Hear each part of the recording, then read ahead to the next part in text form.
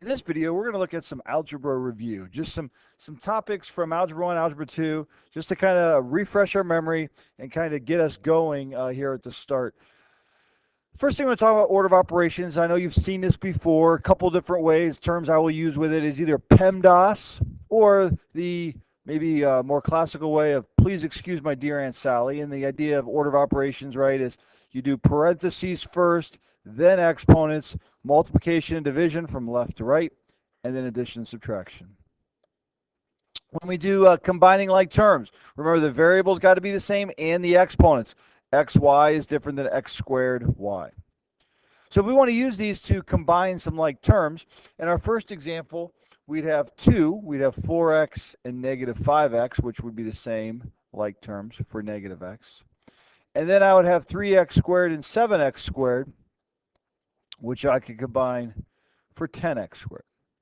Now, if I have parentheses, I first need to distribute these numbers in front of the parentheses to simplify.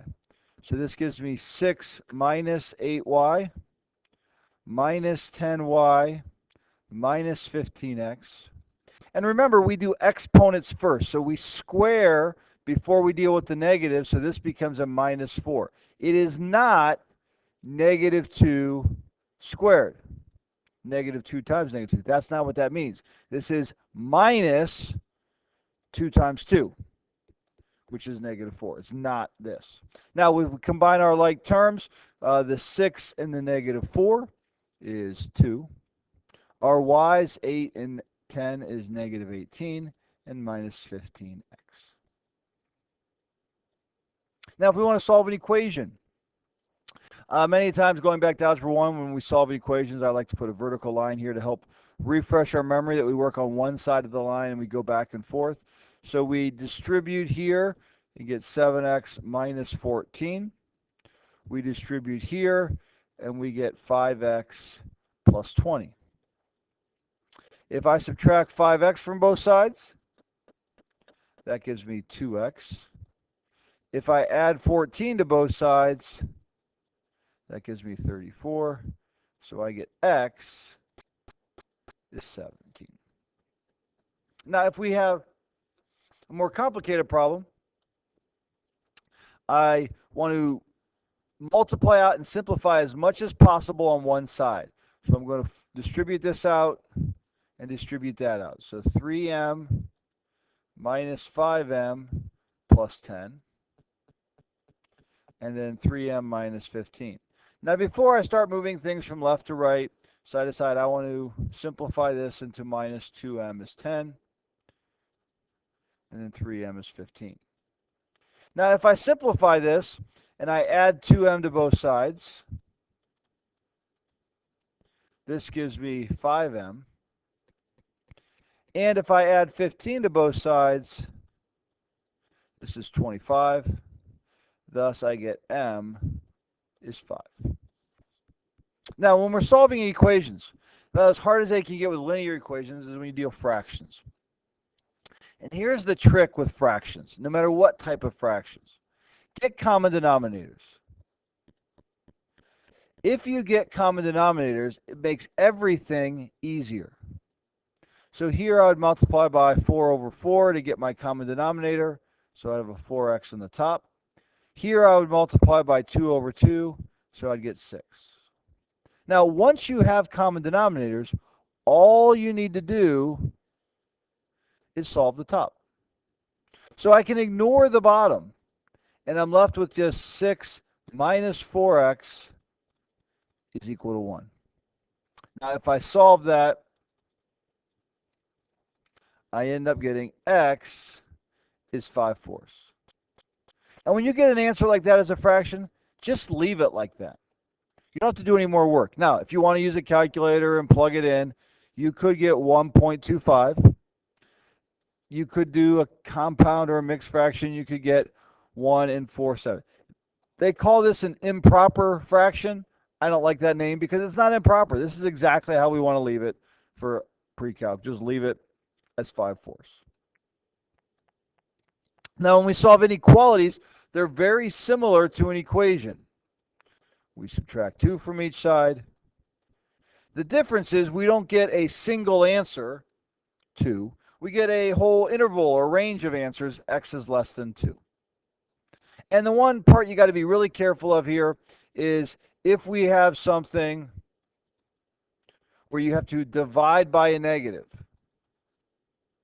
When you divide by this negative, remember you have to switch the sign. That is a big step to remember, to switch the sign when you divide or when you multiply by a negative.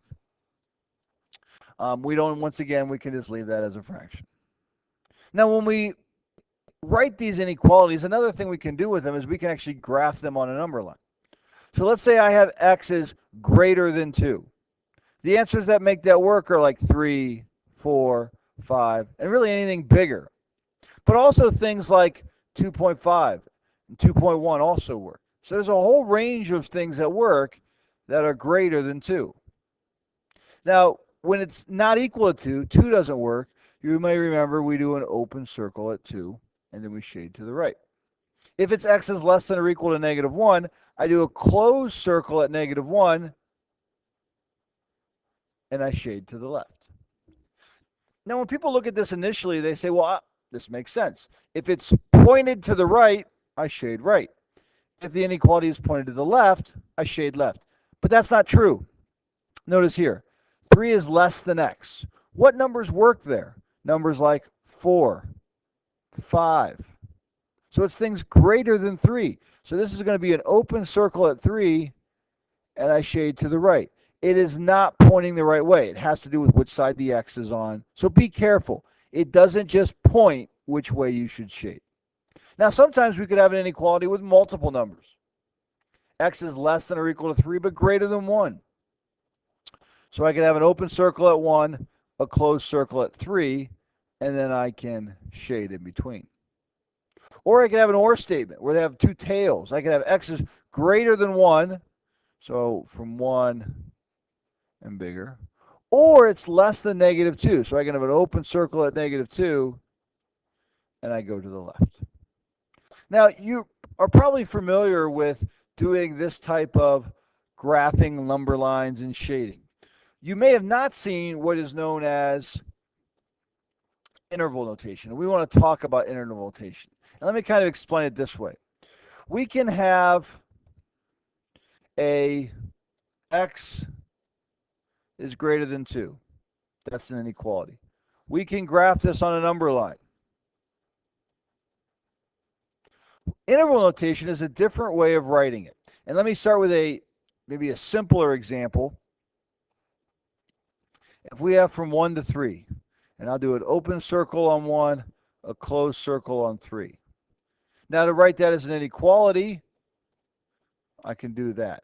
But here's how we're going to write it in interval notation. Parenthesis 1, comma, 3, bracket. The open circle, or the greater than, is the same thing as then a parenthesis. If we have a closed circle, or an equal to, greater than or equal to, that is going to be a bracket. So the bracket means closed circle, circle, open circle means parenthesis. So how do I do that with this? I don't have two numbers. Well, you kind of do. It's from 2 and bigger. So when we say bigger, we can think of this as infinity. So it's going to go from 2 to infinity. And anytime you have infinity, you always have a parenthesis. Always, always, always. You can't include infinity. So let's look at some of our examples back here. X is greater than 2. That's a parenthesis on 2 to infinity. X is less than or equal to negative 1. Well, negative 1 now is the bigger number. That's a bracket. So it's the number on the right. And then to the left, it's not going to infinity. It's going to minus infinity. X is greater than 3. We go from 3 and above. So look at the next two. X is between 1 and 3. This is the parenthesis on 1, bracket on 3 that we talked about. Here we have x is greater than 1. So that's from 1 to infinity. And then we have less than negative 2. So this is going to go from negative infinity to negative 2. It's a parenthesis. Now when we have two parts, we can just write the word and to get both parts.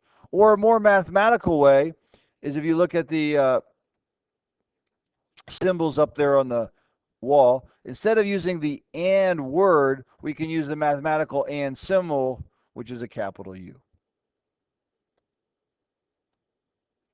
Now let's talk about radicals. If we have the square root of 25, that is just 5. Now it's important to note, when you see that square root, that's just the positive number. For example, if I have x squared is 25, I have two answers. 5 times 5 gives me 25, but negative 5 times negative 5 gives me 25. So I have plus or minus. However, when I use this symbol, that symbol means the positive square root only 5, not negative 5. However, when you start looking at the cube root, now that's a little bit harder, because now we can take the cube root of a negative. That's negative 2. Negative 2 times negative 2 times negative 2. We're not there yet. It's coming. I know you've seen this. For right now, we'll just say you can't take the square root of a negative. I is out there. It's coming down the pike, but we're not there yet. Now, what happens if you have the square root of 8? Now, the square root of 8 is not a perfect square. It's not 1, 4, 9, 16, 25, 36, and so forth. Those are not perfect squares. But a perfect square does go into 8. 4 times 2. Just like 27, a perfect square does go into 27. 9 times 3. So this perfect square, we can take the square root of, and the perfect square of 4 is just 2. And then I still have that other 2 left over underneath the radical. The square root of 9 is 3, and I still have this left underneath the radical is square root of 3. So we have to pull out these perfect squares, which 49 and so forth and so on. What about a cube root? Well, we have perfect cube. 1 cubed is 1, 2 cubed is 8, 3 cubed is 27, 4 cubed is 64, 5 cubed is 125, so forth and so on. So this cube root of 24 is really like an 8 times a 3. Well, the cube root of 8 is 2, and I can have the cube root of 3 left. Now, some of the properties of radicals. In order to add two radicals, they have to have the same root, square root or cube root, and the radicand, fancy term for what's underneath the radical, have to be the same. So these don't work. However, 8, which we just looked at, is 4 times 2. So I can write the square root of 8 as 2 square root of 2. And 18 is 9 times 2. So I can write that as the square root of 9 is 3 times the square root of 2. And now I have 2 square root of 2's plus 3 square root of 2's is 5 square root of 2's. In order to multiply two radicals, I have to have the exact same root. And if I have the same root, all I do is multiply what's underneath, and I get the square root of 6, 2 times 3. If I don't have the same root, and I can't multiply, I can do nothing, can't simplify those, and I get no solution. Finally, rationalizing the denominator. Rationalizing the denominator just means you multiply by whatever the denominator is to get square root of 2 over 2. Square root of 2 times square root of 2 is square root of 4. That simplifies down. You're getting the radical off of the bottom. Now, if you have something like 8, I could multiply by square root of 8, but an easier way would be to multiply by square root of 2 over square root of 2. Because now on the bottom, when I multiply, I get the square root of 16, which is just 4. All right, you are now ready to do the homework over the Algebra 1 review. And the answers then are on Moodle.